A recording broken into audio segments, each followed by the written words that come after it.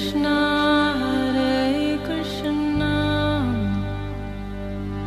Krishna Krishna Hare Hare Hare Rama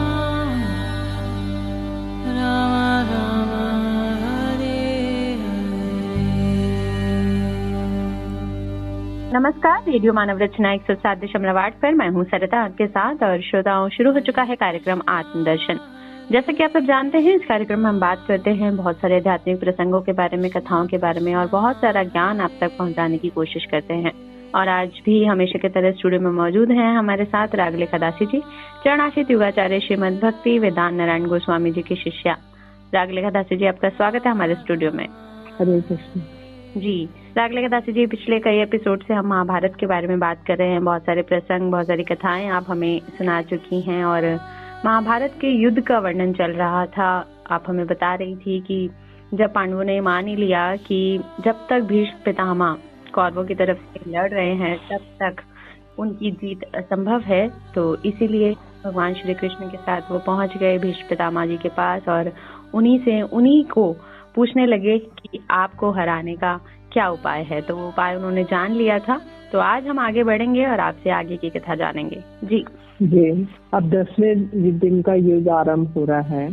तो धृतराष्ट्र पूछ रहे संजय से कि शिखंडी ने किस प्रकार भीष्म जी का सामना किया और भीष्म जी ने किस प्रकार पांडवों के साथ युद्ध किया। संजय ने कहा, जब सूर्योदय हुआ, भेरी मृदंग और नगाड़े बजने लगे, चारों ओर शंख ध्वनि होने लगी। उसी समय समस्त पांडव शिखंडी को आगे करके युद्ध के लिए निकले। शिखंडी ने भीष्म जी की छाती में 3 बाण मारे। भीष्म जी को उन बाणों से अधिक चोट पहुंची, तो भी शिखंडी के साथ युद्ध करने की इच्छा ना होने के कारण वे इससे हंसते हुए बोले, तेरी जैसी इच्छा हो मुझ पर बाणों का प्रहार कर या ना कर, परंतु मैं तुझसे किसी तरह युद्ध नहीं करूंगा। विधाता ने तुझे जिस स्त्री शरीर में पैदा किया है, आज भी वही तेरा शरीर है, इसलिए मैं तुझे शिखंडिनी ही मानता हूँ।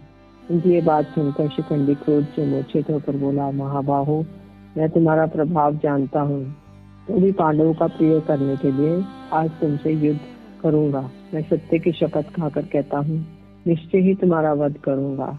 ये बात सुनकर तुम जो उचित समझो करो, तुम्हारी जैसी इच्छा हो बाणों का प्रहार करो या ना करो, परंतु मैं तुम्हें जीवित नहीं छोड़ सकता।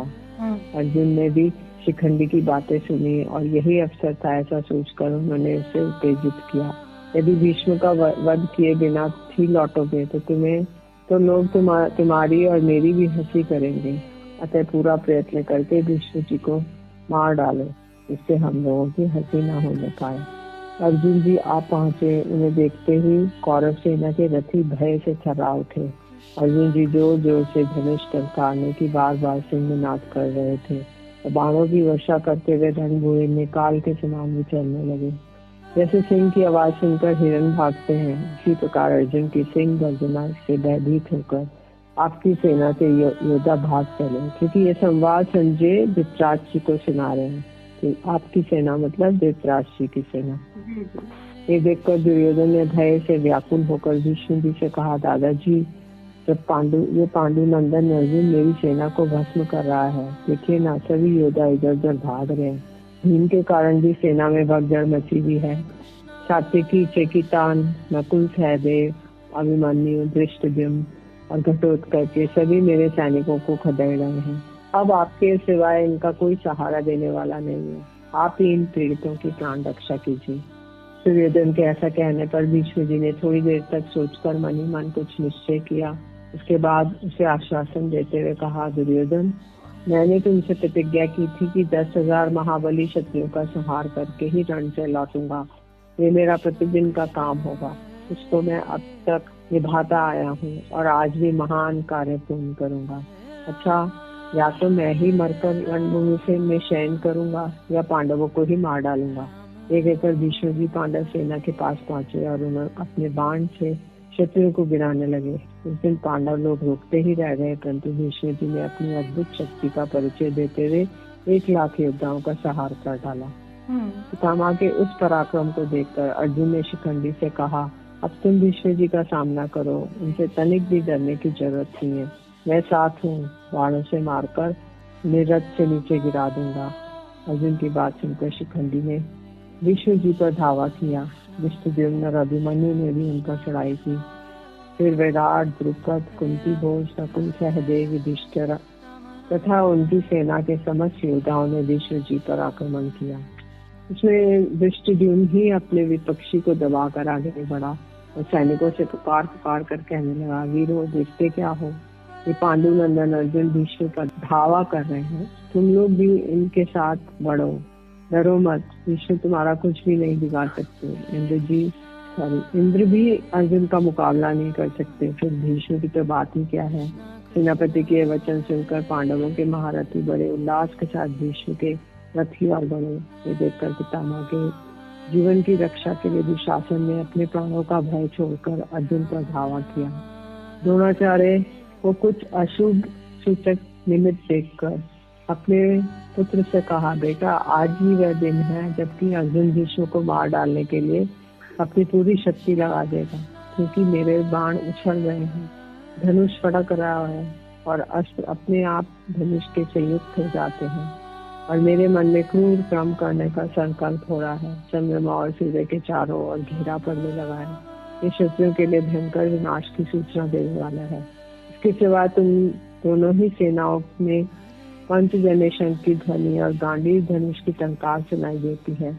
इसे निश्चय जान पड़ता है कि आज अर्जुन समस्त योद्धाओं को पीछे हटा के भीष्म जी के पास पहुंच जाएगा और अर्जुन के संग्राम को विचार आते ही रोए खड़े हो जाते हैं और हृदय का उत्साह जाता रहता है।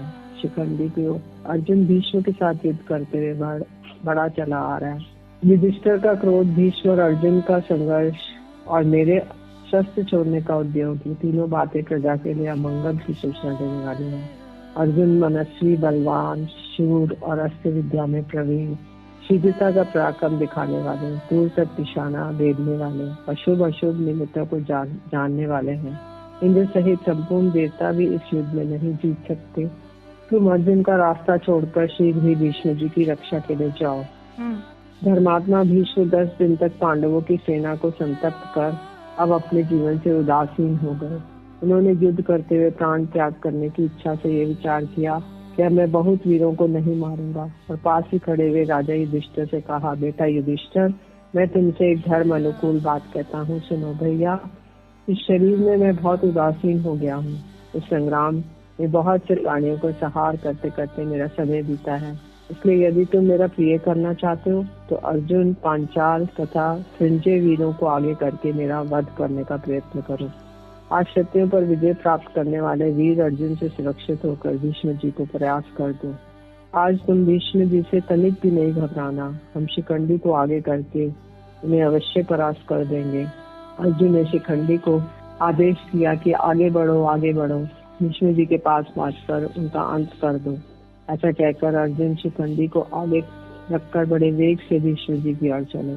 शिखंडी झटपट भीष्म पितामह के सामने आया और बड़े उत्साह से उन पर बाण बरसाने लगा। भीष्म जी ने भी अनेकों दिव्य अस्त्र छोड़कर शस्त्रों को भस्म करना आरंभ किया। इस समय भीष्म जी का एक भी बाण खाली नहीं जाता था। वे विश्वभक्षी काल के समान हो रहे थे। अतः उनकी चपेट में आकर सभी वीर राजा धराशायी हो गए। अनेक मुकाबलों पर जाने की किसी की भी हिम्मत नहीं होती थी। बस केवल वीर अग्रगण्य अर्जुन और अतुलित तेजस्वी शिखंडी ही उनके आगे टिकने का साहस रखते थे। शिखंडी ने भीष्म जी के सामने आकर उनकी छाती में 10 बाण मारे, किंतु भीष्म जी ने उसके अस्तित्व का विचार करके उस पर वार नहीं किया। शिखंडी इस बात को नहीं समझ सका। तब उससे अर्जुन ने कहा, वीर झटपट आगे बढ़कर भीष्म जी का वध करो। बार बार मुझसे चलवाने की क्या आवश्यकता है? तुम महारथी भीष्म को फौरन मार डालो। मैं सच कहता हूँ, युधिष्ठिर की सेना में मुझे तुम्हारे सिवाय ऐसा कोई वीर नहीं दिखाई देता जो संग्राम में भीष्म जी के आगे ठहर सके। इधर शिखंडी तो अपने वज्र तुल्य बाणों से पितामह पर प्रहार ही कर रहा था, किंतु उनसे आपके पिताजी को कुछ भी कष्ट नहीं जान पड़ता था। वे उन्हें हंसते हुए झेल रहे थे। अर्जुन के दिव्य बाणों का स्मरण कर धनुष पर उन्होंने उनका संधान किया। जैसे अग्नि पतंगों को जला डालती है, उसी प्रकार वे अनेकों राजाओं को भस्म करने लगे। उस समय अर्जुन ने बाणों से घायल होकर रथ की ध्वजा के साथ रथी, घुड़सवारों के साथ घोड़े, हाथी सवारों के साथ हाथी गिरने लगे। सारी पृथ्वी बाणों से ढक गई। आपकी सेना चारों ओर से भागने लगी। इस प्रकार सेना को भगाकर अर्जुन ने दुशासन के ऊपर प्रहार करना शुरू किया। उनके बाण दुशासन के शरीर में छेद कर पृथ्वी में समा जाते थे। थोड़ी देर में उन्होंने उसके घोड़े और साथी को मार डाला।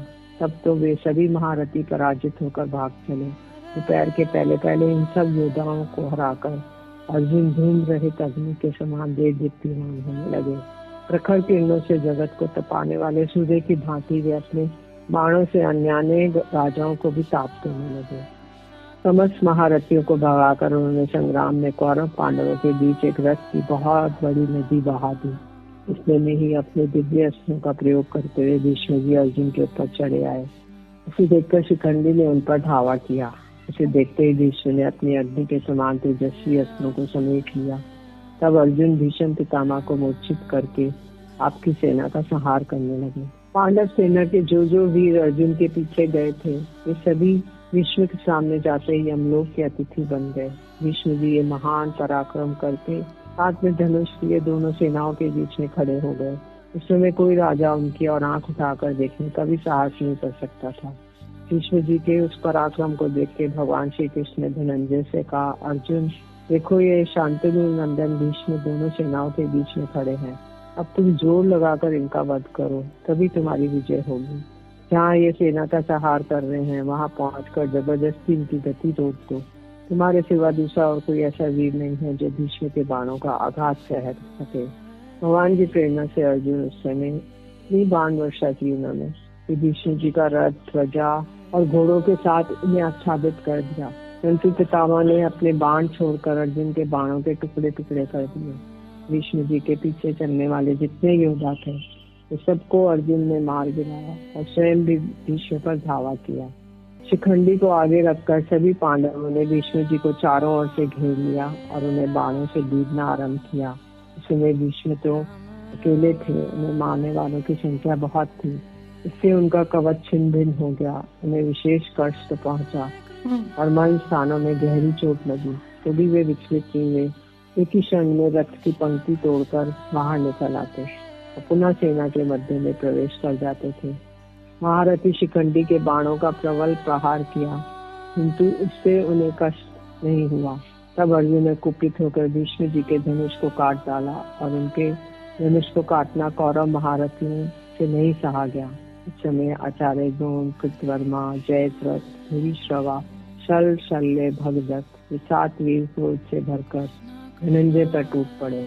अर्जुन पर धावा करने वाले इन कौरव वीरों ने महान कोलाहल मचाया और उस समय उनके रथ के पास मारो, यहाँ लाओ, पकड़ो, छेद डालो, टुकड़े टुकड़े कर दो आदि की आवाजें सुनाई देने लगी। ये आवाजें सुनकर पांडवों के महारथी भी अर्जुन की रक्षा के लिए दौड़े। सात्यकी, भीमसेन, दृष्टद्युम्न, विराट, द्रुपद, घटोत्कच, अभिमन्यु ये 7 वीर अपने विचित्र धनुष के क्रोध में भरे हुए कौरवों के सामने आ डटे। तो दोनों दलों में रोमांचकारी तुमुल युद्ध छिड़ गया, मानो देवता और दानव लड़ रहे हैं। विष्णु जी का धनुष कट गया। उसी अवस्था में शिखंडी ने उन्हें 10 बाणों से बीत दिया। फिर 10 बाणों से उनके साथी को मारकर एक से रथ की ध्वजा काट डाली। विष्णु जी ने दूसरा धनुष हाथ में लिया, किंतु अर्जुन ने उसे भी काट दिया। इस प्रकार विष्णु जी ने अनेकों धनुष लिए, पर अर्जुन सबको काटते गए। बारंबार धनुष कटने से विष्णु जी को बड़ा क्रोध हुआ और उन्होंने पर्वतों को भी विदीर्ण करने वाली एक बहुत बड़ी शक्ति अर्जुन के रथ पर फेंकी। ये देखकर अर्जुन ने 5 बाण मारकर उस शक्ति के टुकड़े टुकड़े कर दिए। शक्ति को कटी हुई देखकर भीष्म जी मन ही मन विचारने लगे, यदि भगवान श्री कृष्ण रक्षा न करते होते तो मैं एक ही धनुष से संपूर्ण पांडवों का वध कर सकता था। इस समय मेरे सामने पांडवों के साथ युद्ध न करने के 2 कारण उपस्थित हैं। एक तो ये पांडु की संतान होने के कारण मेरे लिए अवध्य है। दूसरे मेरे समक्ष शिखंडी आ गया है, जो पहले स्त्री था। जिस समय मेरे पिता ने माता सत्यवती से विवाह किया था, उस समय उन्होंने संतुष्ट होकर मुझे 2 वर दिए थे। जब तुम्हारी इच्छा होगी तभी तुम मरोगे और युद्ध में कोई भी तुम्हें मार ना सकेगा। जब ऐसी बात है तो मैं इस समय अपनी स्वच्छंद मृत्यु ही क्यों न स्वीकार कर लूं, क्योंकि अब उसका भी अवसर आ गया है। विष्णु जी के इस निश्चय को आकाश में स्थित ऋषिगण वसु देवता जान गए। उन्होंने विष्णु जी को संबोधित करके कहा, तात तुमने जो विचार किया है हम लोगों को भी बहुत प्रिय है, बस अब वही करो, युद्ध की ओर से चित्त वृत्ति हटा लो। उनकी बात पूरी होते ही शीतल मंद सुगंध वायु बहने लगी, जल की फुहारें पड़ने लगी, देवताओं की दुंदुभियां बज उठी, विष्णु जी पर फूलों की वर्षा होने लगी। विष्णु की ये बात दूसरे किसी को नहीं सुनाई पड़ी, केवल विष्णु जी सुन सके। व्यास मुनि के प्रभाव से मैंने भी सुन लिया। संजय कह रहे हैं, विष्णु की उपयुक्त बात सुनकर पितामह ने अपने ऊपर शिक्षण बाणों की वर्षा होती रहने पर भी अर्जुन पर हाथ नहीं उठाया। शिखंडी ने कुपित होकर भीष्म की छाती में 9 बाण मारे, किंतु वे तनिक भी विचलित नहीं हुए। तब अर्जुन ने शिखंडी को आगे कर पितामह को पुनः 25 बाण मारे। उनसे अत्यंत आहत होकर पितामह ने दुशासन से कहा, देखो ये महारथी अर्जुन आज क्रोध में भरकर मुझे हजारों बाणों से बीत चुका है। इसके बाण मेरे कवच को छेद कर शरीर में घुस जाते हैं और मूसल के समान चोट करते हैं। ये शिखंडी के बाण नहीं, वज्र के समान है। इन बाणों का स्पर्श होते ही शरीर में बिजली सी दौड़ जाती है। ये ब्रह्मदंड के समान भयंकर और वज्र के समान दुर्दम्य है तथा मेरे मन स्थानों को विदीर्ण कर डाले हैं। अर्जुन के सिवाय किसी के बाण मुझे इतनी पीड़ा नहीं दे सकते। विष्णु जी मानो पांडवों को भस्म कर डालेंगे, इस प्रकार क्रोध में भर गए। अर्जुन के ऊपर उन्होंने पुनः एक शक्ति छोड़ी, किंतु अर्जुन ने उसके 3 टुकड़े कर दिए और विष्णु जी ढाल और तलवार हाथ में लेकर रथ से उतरने लगे। अभी ऊपर ही थे कि अर्जुन ने बाण मारकर उनकी ढाल के सैकड़ों टुकड़े कर डाले। अर्जुन के पहने बाणों से भीष्म जी का रोम रोम विद गया। उनके शरीर में 2 उंगल भी ऐसा स्थान नहीं था जहाँ पे बाण ना लगा हो। कौरवों के देखते देखते बाणों से छलनी होकर आपके पिताजी सूर्यास्त के समय रथ से गिर पड़े और उनके समय उनका मस्तक पूर्व दिशा की ओर था। उनके गिरते ही देवताओं और राजा में हाहाकार मच गया। महात्मा भीष्म को उस अवस्था में देखकर हम लोगों का दिल बैठ गया। पृथ्वी पर वज्रपात के समान शब्द हुआ। उनके शरीर में सब और बाण बिधे हुए थे, इसलिए वे उन पर ही टंगे रह गए। धरती ही फिर उनका स्पर्श नहीं हुआ। बाण शैया पे सोए भीष्म जी के शरीर में दिव्य भाव का आवेश हुआ। गिरते गिरते उन्होंने देखा कि सूर्य तो अभी दक्षिणायन में है और मरने का उत्तम काल नहीं है, इसलिए उन्होंने प्राणों का त्याग नहीं किया, होश आवाज ठीक रखे। उसी समय उन्हें आकाश में दिव्य वाणी सुनाई दी। महात्मा भीष्म जी तो संपूर्ण शास्त्र वेताओं में श्रेष्ठ हैं। उन्होंने इस दक्षिणायन में अपनी मृत्यु को स्वीकार की। ये सुनकर पितामह ने उत्तर दिया, मैं अभी जीवित हूँ। हिमालय की पुत्री गंगा जी को जब ये मालूम हुआ कि कौरवों के पितामह भीष्म पृथ्वी पर गिरकर अभी प्राणों को बचाए हुए उत्तरायण की बात जोड़ते हैं, तो उन्होंने महर्षियों को हंस के रूप में उनके पास भेजा और उन्होंने आकर शरशैया पे पड़े हुए भीष्म जी का दर्शन करके उनकी प्रदक्षिणा की। भीष्म जी बड़े महात्मा हैं, ये दक्षिणायन में भला अपना शरीर क्यों छोड़ेंगे? क्यों कहकर जब वे जाने लगे तो भीष्म जी ने उनसे कहा, हंसगण आपसे सत्य कहता हूँ, मैं दक्षिणायन में देह त्याग नहीं करूंगा, क्योंकि दक्षिणायन में देह त्याग करना उचित मतलब अच्छा नहीं माना जाता। उत्तरायण जब सूर्य उत्तरायण में आ जाता है मकर संक्रांति के बाद, तब ही अच्छा माना जाता है। इसे भीष्म जी प्रतीक्षा करेंगे। जी जी श्रोताओं, ये प्रसंग हम जान रहे हैं रागली खदासी जी से। और एक महारथी जिनको हराना असंभव था, वो एक स्त्री पर बाण नहीं चलाना चाहते थे, इसीलिए नहीं तो उनको हराना बिल्कुल भी आसान नहीं था। लेकिन जो है अब वो उस मृत्यु शैया पर लेटे हैं और क्योंकि उनको इच्छा मृत्यु का वरदान है, तो अब वो प्रतीक्षा करेंगे अपनी मृत्यु की जब तक उत्तरायण में नहीं आ जाता सूर्य, जैसा कि अभी रागली खदासी जी ने बताया। तो आगे इस कथा को जानेंगे, इस महासंग्राम के बारे में जानेंगे और भी बहुत कुछ, लेकिन अगले एपिसोड में, क्योंकि अभी वक्त आप लोगों से इजाजत लेने का हो चुका है। तो रागली खदासी जी आपका बहुत बहुत धन्यवाद हमारे स्टूडियो में आने के लिए। हरे कृष्ण जी। तो श्रोताओं, आज के लिए हम इस कार्यक्रम से दीजिए इजाजत और आप सुनते रहिए रेडियो मानव रचना 107.8 पर आने वाले अन्य कार्यक्रमों को।